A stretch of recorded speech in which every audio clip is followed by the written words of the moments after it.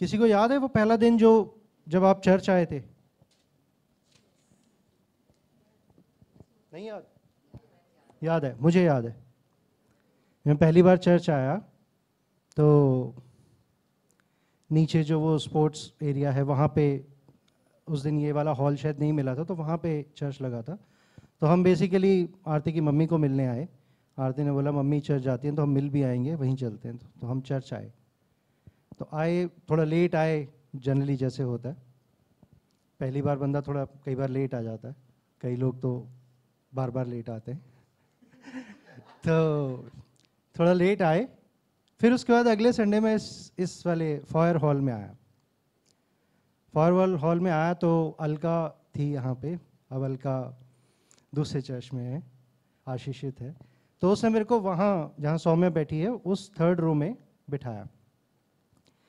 तब से मैं चर्च आ रहा हूँ। पहले थोड़ा थोड़ा आते थे, फिर ज़्यादा आना शुरू हुआ। फिर मैंने सोचा मैं चर्च क्यों आ रहा हूँ। फिर एक दिन परमेश्वर ने मेरे जीवन में काम किया और मैंने आरती को बोला कि हम अब सिर्फ यीशु मसीह को ही फॉलो करेंगे। आप सबके जीवन में भी ऐसा हुआ होगा। जिस दिन चर्च आए होगे उसी दिन काम नहीं हो गया होगा। सही कह रहा हूँ कि गलत? धीरे धीरे आपके मन में परमेश्वर ने काम किया होगा और आप इस डिसीजन तक पहुंचे होगे कि हाँ, अब मैं यीशु मसीह के पीछे ही चलूंगा, भी नहीं उसके पीछे ही चलूंगा। बड़ा फर्क है इसमें। सब मेरे साथ हैं? कोई ऐसी बात तो नहीं जो आपके सिर के ऊपर से जा रही है? अगर जाए तो मुझे बताना। फिर उसके बाद तब ऐसा कुछ यूथ रिट्रीट या टीन रिट्रीट या कोई संडे स्कूल ऐसा कुछ नहीं होता था। मैं 23-24 साल का था तब। ऐसा कुछ नहीं होता था, सिर्फ वचन होता था और फेलोशिप होती थी। तब संडे स्कूल भी नहीं होता था। आजकल बच्चे बहुत प्रिविलेज्ड हैं। परमेश्वर का धन्यवाद किया करो उसके लिए कि यूथ टीम है, यूथ लीडर्स हैं, यूथ रिट्रीट होता है। परमेश्वर के अलग अलग जन आपके साथ बात करते हैं। हालेलुया। सब बाइबल लेकर आए हैं? कौन है जो बाइबल नहीं लाया? मैं थोड़ा आज कड़क होने वाला हूँ। हाँ, बाइबल जो नहीं लाया, कोई बात नहीं, हाथ खड़ा करो, कोई वो थोड़ी है। तो अपने पड़ोसी के बाइबल में पढ़ें, ठीक है? क्योंकि आज के कुछ ही वचन हैं लेकिन इम्पॉर्टेंट है और पढ़ना बड़ा ज़रूरी। जो नोट्स लेते हैं वो प्लीज़ ज़रा नोट लिख लें। और जो मैं वचन आज बताऊंगा वो घर जाके भी पढ़ें। माता पिता से बात हो रही है, पेरेंट्स से, ठीक है? क्योंकि आज हम मैं पेरेंट्स से बात करने वाला हूँ। हम मतलब मैं और पवित्र आत्मा, ठीक है? तो हम पेरेंट्स से बात करने वाले हैं। एक वचन पढ़ते हैं, व्यवस्था विवरण 6 का 4 से 15।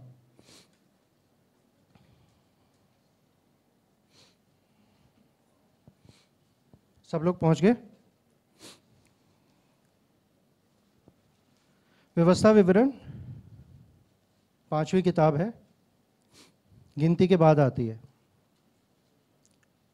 ड्यूट्रॉनमी, कुछ इंग्लिश लोग भी बैठे होंगे।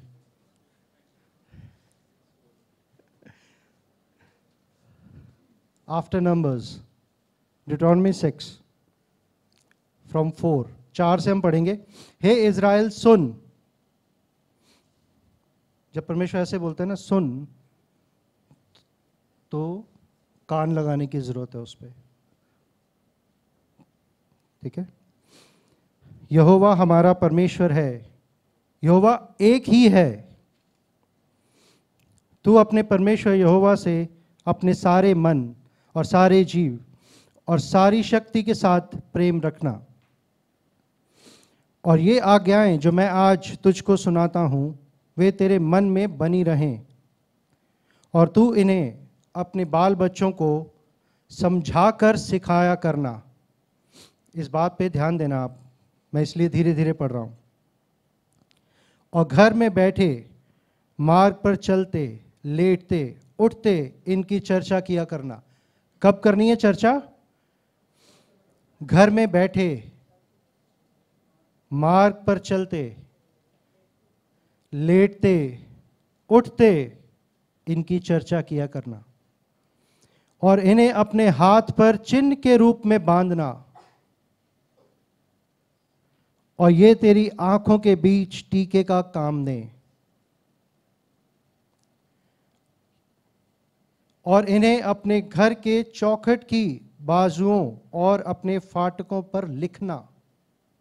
हालेलुया। आज हम ऐसा करते नहीं हैं कि दरवाजे पे हमने लिख के लगा दिया हो। जब मैं परमेश्वर में नया नया था तो हम वचन लिख के घर में लगा देते थे। हमने एक वाइट बोर्ड रखा होता, उस पर लिखते थे। और मैं सच बोल रहा हूँ, परमेश्वर साक्षी है इसका। मैं और आरती वचन लिखते थे, कागज़ों पर लिख के चिपका देते थे डबल टेप से किसी अलमीरा के ऊपर। हमें नहीं पता था, हमने पढ़ा नहीं था ये, बस एक जुनून था कि परमेश्वर मिल गया हमें। हालेलुया। तो वो वचन परमेश्वर ने लिखा है कि उसको ऐसे किया करना, चौखटों पर लिख देना। राइट लेफ्ट बाजू है ना जो चौखट की, उस पे लिख देना, दरवाजे पे लिख देना। वो वचन तेरे माथे के टीके के समा। माथे का टीका कैसा, इससे क्यों वर्णन किया गया है इसका कंपैरिजन? क्योंकि जब आप टीका लगाते हैं ना तो सबसे पहले वही दिखता है, होता है ना ऐसा। अगर मेरे यहाँ पे कुछ लगा होगा या माथे पे कुछ भी लगा होगा तो वो सबसे पहले आपको दिखेगा, आज कुछ लगाया है ना। बिंदी लगाती हैं लेडीज तो वो दिखता है ना माथे पे, सबकी नजर वहां परमेश्वर का वचन होना चाहिए। यानी कि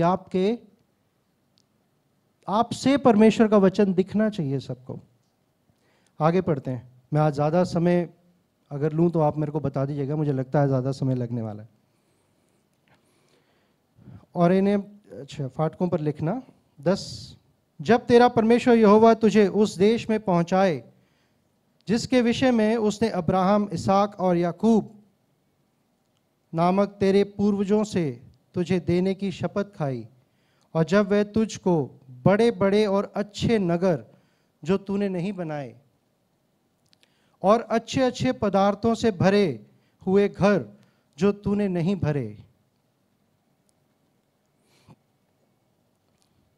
और खुदे हुए कुएं जो तूने नहीं खोदे और दाख की बारियां और जैतून के वृक्ष जो तूने नहीं लगाए, ये सब वस्तुएं जब वह दे तो तू खा के तृप्त हो। तब सावधान रहना, कहीं ऐसा ना हो कि तू यहोवा को भूल जाए जो तुझे दासत्व के घर अर्थात मिस्र देश से निकाल लाया है।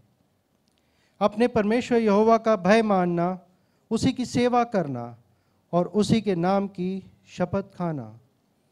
तुम पराये देवताओं के अर्थात अपने चारों ओर के देश के लोगों के देवताओं के पीछे ना हो लेना, क्योंकि तेरा परमेश्वर यहोवा जो तेरे बीच में है वह जल उठने वाला ईश्वर है। कहीं ऐसा ना हो कि तेरे परमेश्वर यहोवा का कोप तुझ पर भड़के और वह तुझको पृथ्वी पर से नष्ट कर डाले। पूरी बाइबल में परमेश्वर ने जगह जगह, आप लोगों ने पूरी बाइबल पढ़ी होगी, जगह जगह परमेश्वर एक डिक्लेरेशन देता है, अपना एक इंट्रोडक्शन देता है ना, अपने कैरेक्टर के बारे में बताता है कि मैं कैसा हूँ, है ना। ये तो मैंने एक वचन पढ़ा, ऐसे कई सारे बाइबल में वचन है जहाँ परमेश्वर बताता है कि वो क्या है ना। मूसा को निर्गमन 3 में जलती हुई झाड़ी दिखाई दी, परमेश्वर ने उसे बुलाया, उसने उससे नाम पूछा, परमेश्वर तेरा नाम क्या है? वो मुझसे पूछेंगे मैं क्या बोलूं? उसने कहा मैं जो हूं सो हूं, आई एम, है ना। तो परमेश्वर हर जगह वचन में अपने बारे में बताता है, अपना इंट्रोडक्शन देता है, अपना कैरेक्टर बता रहा है और चाह रहा है कि हम उसकी आराधना करें, उसकी जय जयकार करें, हर पीढ़ी उसकी जय जयकार करे। सिर्फ ये पीढ़ी नहीं, ये वाला 2023 वाली पीढ़ी नहीं, हर पीढ़ी उसकी जय जयकार करिए। तब से बोल रहा है वो, तब से चाह रहा है। एग्री करते हो आप? हमारी चर्च में कितनी पीढ़ी के लोग बैठे हैं? जरा एक बार आप अपने 50वीं सदी के कौन से लोग हैं? 1950 में नहीं है? बाबूजी है। 60 वाले 1960s, हाथ खड़ा करो। 1960s, 70s, 80s, 90s, 2000, 2010। Praise the Lord. देखो कितनी जनरेशन्स हमारे चर्च में हैं, है ना। इन सभी जनरेशन्स ने आज क्या किया है? परमेश्वर की आराधना करी है ना। जो वो चाहता है वो काम किया है, हमने किया है ना। क्या हम चाहते हैं कि आगे की जनरेशन्स भी ऐसा करें? चाहते हैं, है ना। उसके लिए कर क्या रहे हैं? परमेश्वर ने हमें अपने स्वरूप में बनाया। जिस दिन हमने परमेश्वर को अपना उद्धारकर्ता ग्रहण कर लिया, उसने अपना रिफ्लेक्शन हम में डाला है। एग्री करते हैं सारे? उसने अपना रिफ्लेक्शन डाला है। रिफ्लेक्शन डालने का क्या मतलब है? कि जो काम मसीह कर सकता है वो मैं भी करूं। जो उसने किए हैं वो मैं भी करूं। अगर वो माफ कर सकता है तो मैं भी करूं। एग्री करते हैं? नहीं कर रहे? कैसे करूं? है ना, बहुत सीखा है हमने माफ कैसे करना है। अगर मसीह, कौन है मसीह के प्यारे? है ना, हम सब मसीह के प्यारे हैं। भाई मैं हूं मसीह का प्यारा, है ना। लास्ट टीचिंग में हमने ऐसा किया था, कौन है मसीह के प्यारे। तो अगर हम मसीह के प्यारे हैं तो हमें क्या करना है? जो उसने किया है। अगर वो माफ कर सकता है तो मुझे भी करना है, नहीं तो मैं मसीह का प्यारा नहीं हूं। अगर वो प्यार कर सकता है तो मुझे भी करना है। अगर मैं नहीं कर रहा तो मैं मसीह का प्यारा नहीं हूं। अगर वो किसी को नहीं छोड़ता, ठीक है, आप सबके जीवन में ऐसे उतार चढ़ाव आए होंगे जब आप परेशान हो गए होगे, मुड़ गए होगे, फिर परमेश्वर आपको पकड़ के लेकर आया ना, यहां लाया है ना। फिर से उसने बोला अरे इधर इस तरफ को चल।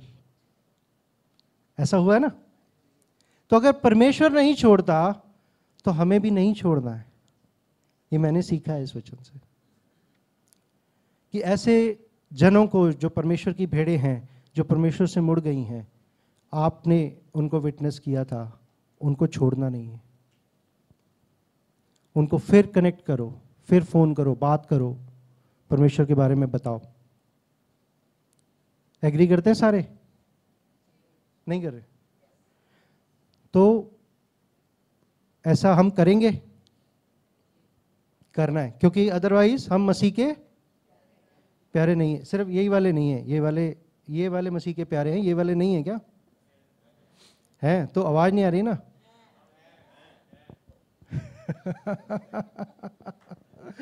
Praise God.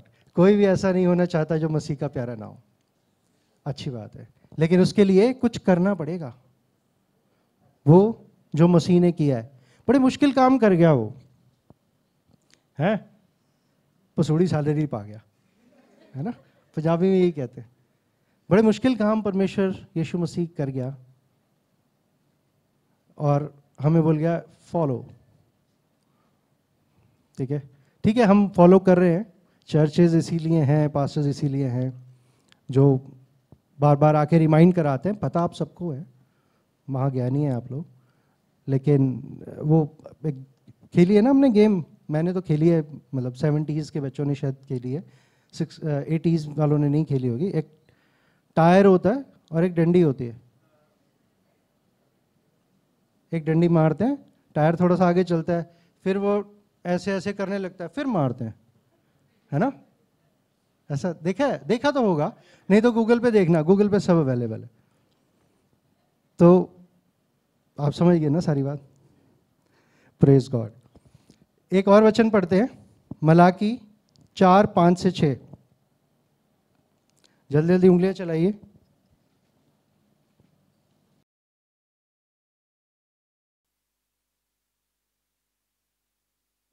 पुराने नियम की सबसे आखिरी किताब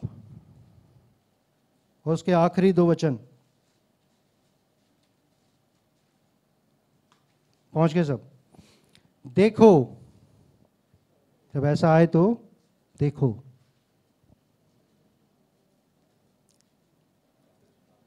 मालाकाय, अंग्रेज। इसलिए मैं कहता हूं कि हिंदी में ना पढ़ना बड़ा जरूरी है, क्योंकि हम भारत देश में रहते हैं, हिंदी जानना जरूरी है। ठीक है ना? सिर्फ ऐसा नहीं कि इंग्लिश जानना जरूरी नहीं है, हिंदी भी जाननी चाहिए। आजकल की जनरेशन को बोलो ना कि 58 68 क्या होता है ये, इंग्लिश में बताओ, है ना? कुछ कुछ 70 के दशक के लोग भी ऐसे हैं जिनको 58 68 नहीं पता। तो हिंदी पढ़ना जरूरी है। बच्चे ध्यान दें कि हिंदी भी जाने, थोड़ी थोड़ी जाने, ताकि उनको कभी सामना करना पड़े तो उनको पता रहे। तो मलाकी 4:5-6, देखो यहोवा के उस बड़े और भयानक दिन के आने से पहले मैं तुम्हारे पास एलिया नबी को भेजूंगा। वह माता पिता के मन को उनके पुत्रों की ओर, माता पिता एक जनरेशन है, पुत्र नेक्स्ट जनरेशन है, और पुत्रों के मन को उनके माता पिता की ओर फेरेगा। थोड़ा गौर देना है इस बात पे। Parents children and children to parents, माता पिता से बच्चों पे और बच्चों से माता पिता पे। ऐसा ना हो कि मैं आकर पृथ्वी का सत्यानाश करूं।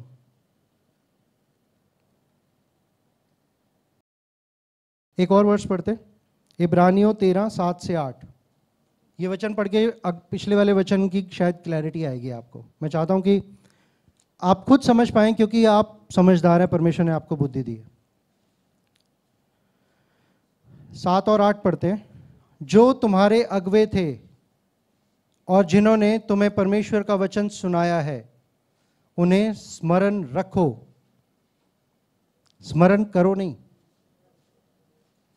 उन्हें स्मरण रखो, और ध्यान से उनके चाल चलन का अंत देखकर उनके विश्वास का अनुकरण करो। ध्यान से।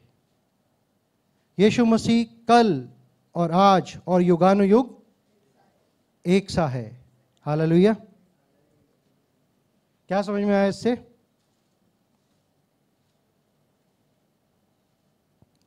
दो जनरेशन्स की बात हुई है, माता पिता बच्चे, और बच्चों को माता पिता के लिए बोला गया है। ठीक है। और दूसरे वचन में मैंने आपको पढ़ाया कि अपने अगुओं का अनुकरण करो।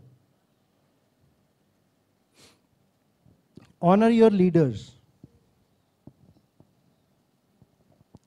लीडर्स आपके माँ बाप भी होते हैं। ठीक है। बच्चों को सबसे पहला इवेंजलिज्म कौन करता है बच्चों पे? पेरेंट्स करते हैं ना।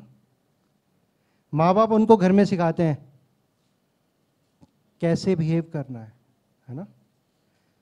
कहते हैं ना, और तेरे माँ प्यो ने कुछ नहीं सिखाया तेनू, तेरे माँ बाप ने कुछ सिखाया नहीं तेरे को, ऐसे बोलते हैं ना। ऐसा बोलते हैं तेरे पास्टर ने कुछ सिखाया तेरे को? नहीं ना। जर्नल बोलते हैं ना कि तेरे माँ बाप ने कुछ सिखाया नहीं तेरे को। तो सबसे पहले जो शिक्षक हैं बच्चों के, अब जैसे रक्षित छोटा है, अभी सबसे छोटा मेरे को वही दिख रहा है, रक्षित को चिताली खुमैन ने सिखाया है ना। तो सबसे पहले किसने उसको टीच किया है? पेरेंट्स ने, है ना। फिर रक्षित चर्च में आ रहा है। अब उसको रक्षित को परमेश्वर के बारे में कौन सिखा रहा है? पहले पेरेंट्स सिखा रहे हैं, है ना। और अपने अगुओं से सीखना है और नेक्स्ट जनरेशन को सिखाना है ना। अब मैंने चिताली खुमैन का एग्जांपल लिया, तो चर्च में पास्टर्स से वो सीख रहे हैं और अपने बच्चों को सिखा रहे हैं, है ना। मैं जब चर्च में आया, मेरे को मम्मी के द्वारा मैं आया चर्च में, पास जेम्स ने सिखाया, अब मैं वही चीज़ मैं और आरती बच्चों को सिखा रहे हैं। आरुषि को हमने सिखाया, अब आरुषि एंजल को सिखा रही है। कुछ दिन पहले मैं सुन रहा था, मतलब मैं बैठा था और ये दोनों आपस में बात कर रहे थे। आरुषि एंजल को बता रही थी कि we have to wait for right time, और वो तब बता रही थी जब उसका टाइम ठीक नहीं चल रहा था। तो मैंने सुना, तो मैंने परमेश्वर का धन्यवाद किया कि हाँ चलो गाड़ी लाइन पे है ना। पेरेंट्स, अगर आपके बच्चे ऐसा करें तो आपको ज़्यादा खुश नहीं होना, ठीक है। फटाफट आप उसको आइसक्रीम लेके मत दे देना कि शाबाश चल क्या खाना है, ठीक है। सुनना, परमेश्वर का धन्यवाद करना और मेहनत करना उस पर। हालेलुया। तो गाड़ी लाइन पे आ गई है, वो गाड़ी को चलाते रहना है ना। आप लोगों ने रिले रेस जानते हैं सब, है ना। ये तो रेसर्स हैं तो जानते होंगे। रिले रेस क्या होती है, उसको हिंदी में बोलते हैं बदल दौड़। पता नहीं क्यों बोलते हैं, मैंने चेक किया, उसको बदल दौड़ बोलते हैं हिंदी में। एक इतना सा एक पाइप नुमा डिवाइस होता है, उसको लेके 4 लोग भागते हैं, है ना। एक टीम में 4 लोग होते हैं, 4 लोगों को भागना होता है 100-100 मीटर, और पहला भागता है, फिर उसको दूसरे को पकड़ाता है। अगर वो छूट जाए तो खराब हो जाता है, रेस खत्म, मतलब कैंसिल हो जाती है ना। उसको पकड़ाना है, फिर दूसरा भागेगा, फिर वो तीसरे को पकड़ाएगा, फिर चौथा भागेगा। रिले रेस है ना। हमारी जो रिले रेस है ना, वो ऑन गोइंग है। हमारी 400 मीटर की रेस नहीं है, हमारी ऑन गोइंग रेस है। एग्रीड, ठीक है। अब जो वो पाइप नुमा चीज मेरे हाथ में है, मुझे दौड़ के अगली जनरेशन को देनी है, ठीक है। अब अगली जनरेशन खुश ना हो जाए, उसको वो दौड़ के नेक्स्ट जनरेशन को देनी है। सबको समझ में आ रहा है या सिर के ऊपर से जा रही है बात? आ रहा है। तो वो रिले रेस दौड़नी है हमारे को, जो कि खत्म नहीं होगी। जब परमेश्वर ने रखा है ना, वो आपने तो दे दिया दूसरे को, अब अगला भागेगा, ठीक है। वो दौड़ चलती रहनी चाहिए।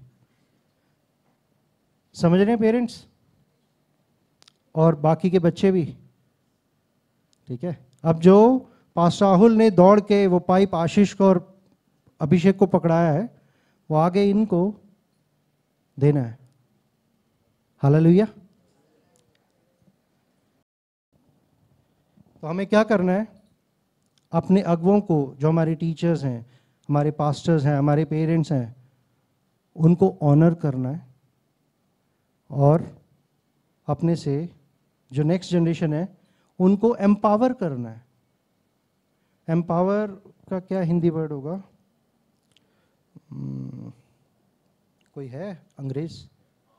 एम्पावर, इक्विपिंग समबडी, उसको सशस्त्र करना है। सॉरी, जो भी है, आप समझ गए ना मेरी बात। जो मैंने सीखा है, जो मेरी नॉलेज है, जो मैंने परमेश्वर से सीखा है, घिस के, टकरें खा के, मार खा के, जो मैंने सीखा है, वो मेरे को रिफाइन उसको देना है, ठीक है। फिर वो उसको और सीखेगा और रिफाइन करेगा। समझ रहे हो? ऑनर करना है अपने लीडर्स को, अपने पेरेंट्स को, जो आपके सिखाने वाले हैं, और अपने अगली जनरेशन को एम्पावर करना है, फ्यूल करना है। फ्यूल तो समझते हैं ना, अब वो तेल भर दो उसमें, अब वो गाड़ी चलाएगा, वो गाड़ी चलेगी, फिर वो भी सेम प्रोसेस करेगा। एग्रीड? सब मेरे साथ हैं? नींद तो नहीं आ रही किसी को?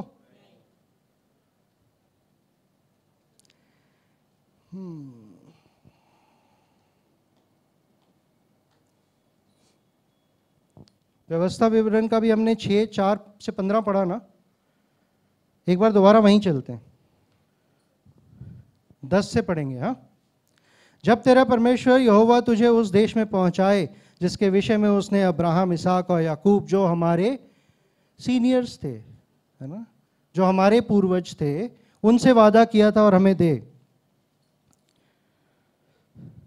जब वह तुझको बड़े बड़े और अच्छे नगर जो तूने नहीं बनाए, ठीक है, जब ये हमें मिलें जो हमने नहीं, जिसके लिए हम डिजर्व नहीं करते थे, जब आपको घर मिले जिसके लिए आप डिजर्व नहीं करते थे, जब आपको गाड़ी वो मिले जिसके लिए आप डिजर्व नहीं करते थे, ठीक है, इस चीज को ध्यान से पढ़ना। और अच्छे अच्छे पदार्थों से भरे हुए घर जो तूने नहीं भरे, आपके स्टोर हाउसेस, जितनी लग्जरी में आप जी रहे हैं, जिसके लिए आप डिजर्व नहीं करते थे, वो परमेश्वर ने आपको दिया है। और खुदे हुए कुएं, आपके बैंक बैलेंसेस जो परमेश्वर ने आपको दिए, जो तूने नहीं खोदे। और दाख की बारियां, जो जैतून के वृक्ष तूने नहीं लगाए, जो आपकी जॉब है, जो आपके बिजनेसेस हैं, जिस पर परमेश्वर ने आशीष दी है। मैं आज से 15 साल पहले नहीं सोच सकता था कि मैं आज जहां हूं वहां जा सकता हूं कि नहीं। मैं नहीं सोच सकता था कि मैं ऐसे भी हो पाएगा, कभी सोचा ही नहीं कभी। परमेश्वर ने वो करवाया, हालेलुया। वह सब वस्तुएं जब वह दे और तू खा के तृप्त हो, जब हम उस सारी लग्जरी जो परमेश्वर ने हमें दी है उससे जब हम तृप्त हो, आहा मजा आ रहा है, पूल में बैठे हैं, है ना, जब हम एंजॉय कर रहे हो, रहता है ना ऐसे, जो आपके पास पैसे होते हैं, आपका बिजनेस अच्छा होता है, जॉब अच्छी होती है, घूमने चले जाते हैं, एंजॉय करते हैं, तब क्या लिखा है? तब सावधान रहना, तब सावधान रहना। कब? जब परमेश्वर की आशीषें आपके पास हों, तब सावधान रहना। कहीं ऐसा ना हो कि तू यहोवा को भूल जाए। पेरेंट्स, सावधान रहना, कहीं ऐसा ना हो कि उस लग्जरी में हम भूल जाएं परमेश्वर को, ठीक है,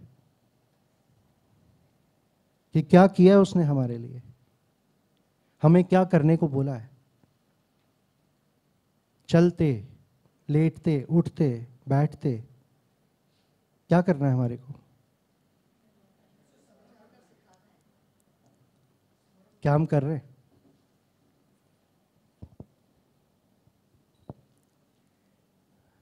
क्या हम कर रहे हैं? कहीं ऐसा तो नहीं कि हम पूल में बैठ के एंजॉय कर रहे हैं, अपनी लग्जरी को एंजॉय कर रहे हैं? वैसा कर रहे हैं कि नहीं जो वो चाहता है?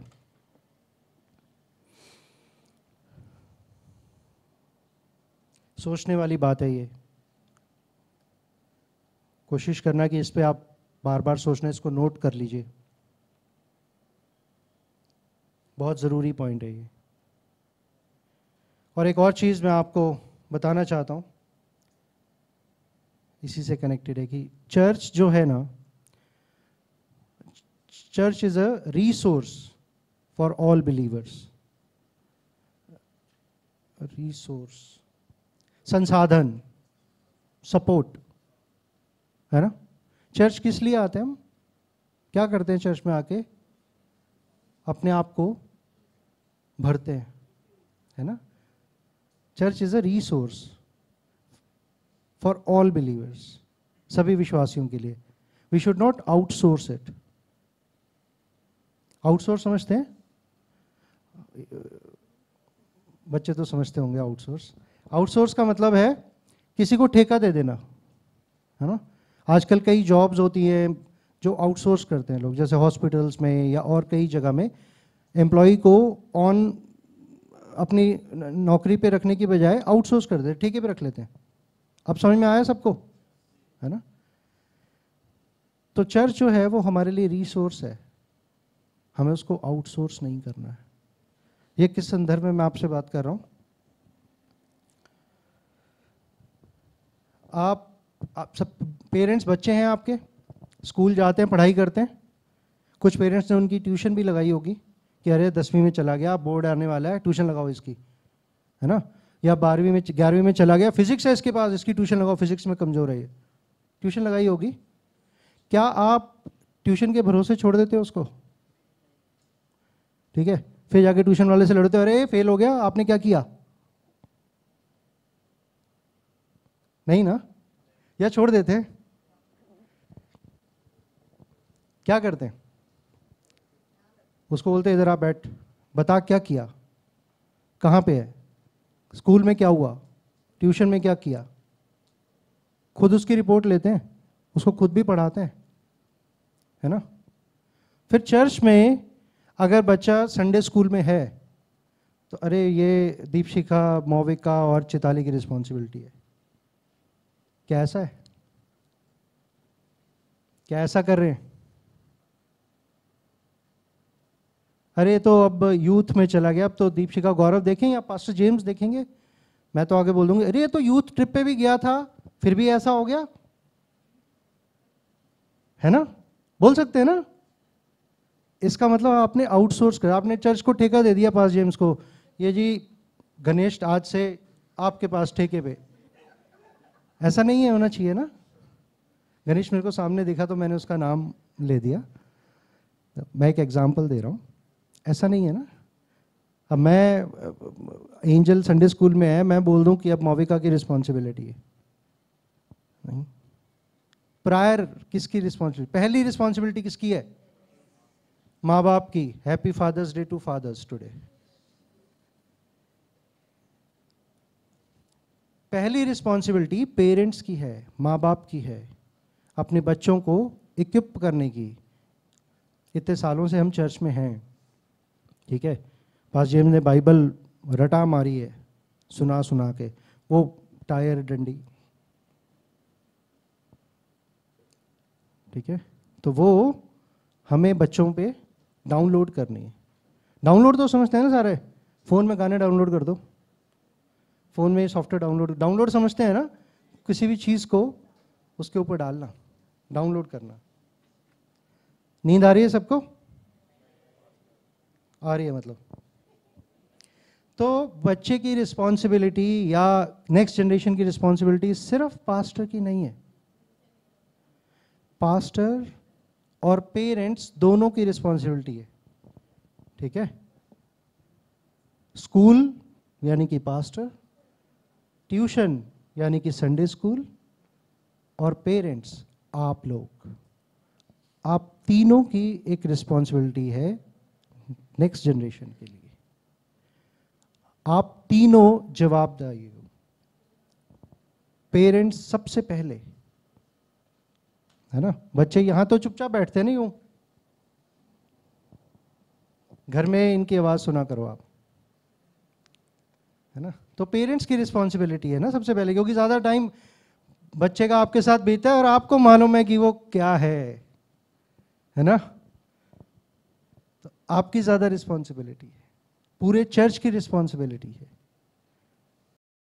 जो लीडर्स हैं, जो पास्टर्स हैं, जो सीनियर्स हैं, उनकी सबकी रिस्पॉन्सिबिलिटी है। एग्रीड? नहीं एग्रीड? पेरेंट्स नहीं बोल रहे कुछ, एग्रीड? Happy father's day. तो जब ऐसा होगा तभी चर्च कामयाब होगा ना, है ना। परमेश्वर की कलीसिया तभी कामयाब होगी। चर्च, मैंने एक ऐसी लिखा कि चर्च की कामयाबी इसमें नहीं कि कितनी कुर्सियां भरी हैं यहाँ पे। चर्च की कामयाबी इसमें नहीं है कि कितनी कुर्सियां भरी हुई हैं और हमें कुर्सियों की जरूरत पड़ रही है।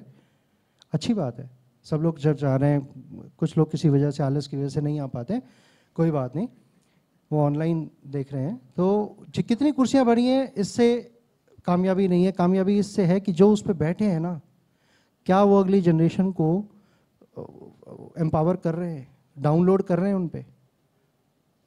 क्या वो अपना काम कर रहे हैं जो उनको काम करने के लिए बोला है, या पूल में बैठे हैं एंजॉय कर रहे हैं?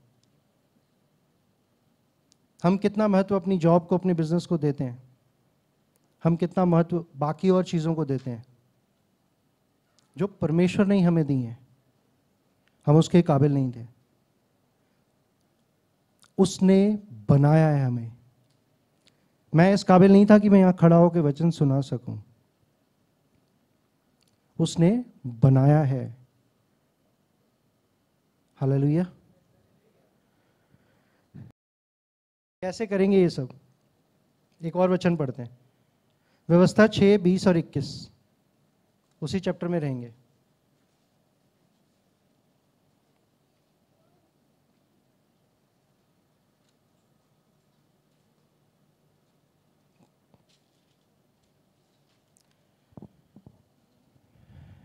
छः 20 में लिखा है, फिर आगे को जब तेरा लड़का तुझसे पूछे ये चेतावनियां और विधि और नियम जिनके मानने की आज्ञा हमारे परमेश्वर यहोवा ने तुमको दी है, इसका प्रयोजन क्या है? क्या आपसे कभी आपके बच्चे ने सवाल करें? करें सवाल? ऐसा क्यों होता है? हम बपतिस्मा क्यों लेते हैं? हम ये जूस और रोटी क्यों खाते हैं? क्या है ये? किए सवाल, है ना? ऐसा क्यों होता है, वैसा क्यों होता है, ये क्यों नहीं कर सकते, वो क्यों नहीं कर सकते, ये क्यों करना है, संडे को रोज चर्च क्यों जाना है सुबह सुबह उठ के, है ना? किए होंगे ना सवाल। तो उसमें लिखा है कि जब ऐसे सवाल हों, अगला पढ़ते हैं, तब अपने लड़के से कहना कि जब हम मिस्र में फिरौन के दास थे, तब यहोवा बलवंत हाथ से हमको मिस्र में से निकाल ले आया। हालेलुया।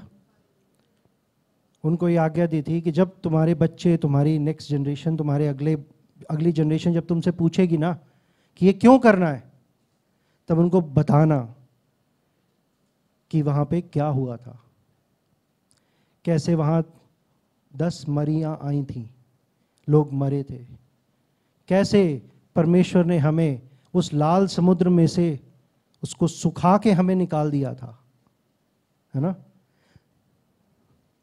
ये लिखा है ना? तो जब आपके बच्चे आपसे पूछें, तब आप उनको क्या बताओगे? अब लाल समुद्र में से आप तो निकले नहीं हो, वो निकले थे, तब आप क्या बताओगे?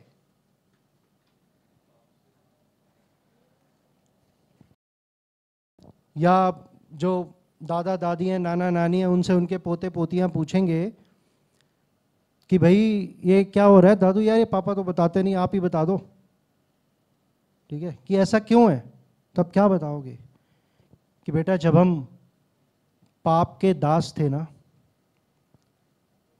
तब परमेश्वर अपने सामर्थी हाथ से हमें निकाल ले आया। कैसे निकाल ले आया ये आप बताओगे उनको, आपको बताना चाहिए।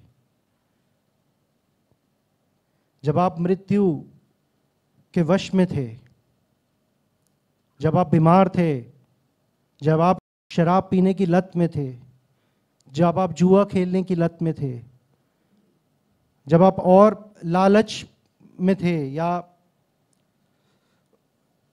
डिप्रेशन में थे, या जिन जिन चीज़ों से आप गुजरे हैं, पैसे नहीं होते थे, जब हम बहुत गरीबी में थे, तब परमेश्वर अपने सामर्थी हाथ से हमें वहां से निकाल लाया।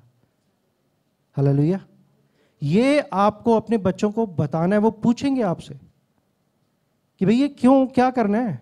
इसलिए करना है क्योंकि परमेश्वर हमें अपने सामर्थी हाथ से उस जाल से बचा लाया, उस मृत्यु के जाल से उसने हमें छुड़ा दिया, उस पाप के जाल से उसने हमें छुड़ा दिया, माफ किया। एग्री कर रहे हैं सारे? तो पेरेंट्स, ग्रैंड पेरेंट्स, आपकी भी रिस्पॉन्सिबिलिटी, चर्च, पूरे चर्च की रिस्पॉन्सिबिलिटी है। 1960 से लेकर 2023 तक के सभी लोग बैठे हैं यहाँ पे, ठीक है? काफ़ी लोग तो वहाँ पे बोल नहीं पाते बेचारे, क्योंकि वो सिर्फ सुन सकते हैं ऑनलाइन में जो हैं, तो हो सकता है वहाँ कोई 1950 का भी हो। तो इतनी जनरेशन के लोग हैं, हम सबकी रिस्पॉन्सिबिलिटी है। किसकी? अगली जनरेशन की। वो रिले रेस का डंडा आपको दूसरे को देना है, फिर उसने आगे दूसरे को देना है। उसके लिए तैयारी करो। जो परमेश्वर की आशीषें हैं उनको भूलो मत, और आशीषों में तृप्त होके, ऐसा होता है कि जब हमारे पास पैसा आता है या और लग्जरी आती है ना, हम परमेश्वर के कामों को भूल जाते हैं। पैसा हावी हो जाता है, हमारा बिजनेस हावी हो जाता है, हम भूल जाते हैं उन कामों को। लेकिन भूलना नहीं है। किसके लिए? अगली जनरेशन के लिए। उसको बताना है। आपने अब कभी अपने बच्चों को बताया कि क्या हुआ था उनके होने से पहले, जब आप परमेश्वर में आए थे? मैंने और आरती ने पूरी बातें अभी नहीं बताई। हमने भी सीखा कि हम उनको बताएंगे कि ऐसा हुआ था।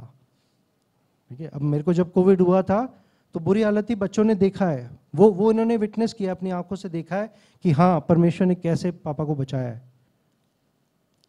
उससे पहले की बातें वो हमें बतानी चाहिए बच्चों को कि बेटा जब हम चर्च आए हमारे हम साथ ये हुआ, हम ऐसे मुसीबतों में थे, परमेश्वर ने हमें छुड़ाया, उसमें से बचाया। हालेलुया। करेंगे आप लोग? एक और वचन पढ़ते हैं, भजन 145, 145, 1-8। साम 145, 1-8, 145, 1 से 8 तक पढ़ते हैं। हे मेरे परमेश्वर, हे राजा, मैं तुझे सराहूंगा और तेरे नाम को सदा सर्वदा धन्य कहता रहूंगा। प्रतिदिन मैं तुझको धन्य कहा करूंगा और तेरे नाम की स्तुति सर्वदा करता रहूंगा। यहोवा महान और अति स्तुति के योग्य है और उसकी बड़ाई अगम है। तेरे कामों की प्रशंसा और तेरे पराक्रम के कामों का वर्णन, ध्यान देना इस बात पे, पीढ़ी पीढ़ी होता चला जाएगा। ये कैसे होगा? अपने आप है? परमेश्वर स्वर्गदूत भेजेगा, जाओ भाई अनाउंसमेंट करके आओ, ऐसा होगा? बोलो नहीं ना। कौन करेगा ये? मैं करूंगा ये। कौन है मसीह के प्यारे? वो करेंगे। ठीक है, आगे बढ़ते हैं। मैं तेरे ऐश्वर्य की महिमा के प्रताप पर और तेरे भांति भांति के आश्चर्य कर्मों पर ध्यान करूंगा। लोग तेरे भयानक कामों की शक्ति की चर्चा करेंगे। चर्चा करनी है आपको। और मैं तेरे बड़े बड़े कामों का वर्णन करूंगा जो तूने मेरे जीवन में किए। हालेलुया। लोग तेरी बड़ी भलाई का स्मरण करके उसकी चर्चा करेंगे और तेरे धर्म का जय जयकार करेंगे। यहोवा अनुग्रहकारी और दयालु, विलंब से क्रोध करने वाला और अति करुणामय है। हालेलुया। तो पता लग गया क्या करना है? रिमाइंड करा देता हूं। सबसे पहले अपने जो सिखाने वाले हैं, अपने जो लीडर्स हैं, जो अगुवे हैं, उनको आदर देना है, ऑनर करना है, उनसे सीखना है ना। और जो अपने से अगली जनरेशन है उसको वो रिले अपनी जेब में डाल लेनी है। क्या करना है? पास ऑन करना है। कैसे करेंगे? बता के, सुना के, परमेश्वर के महान कामों का वर्णन करके। ऐसे ही करेंगे ना। कीप टेलिंग देम, अगली जनरेशन। और ये रिले रेस चलती रहेगी जब तक परमेश्वर नहीं आता।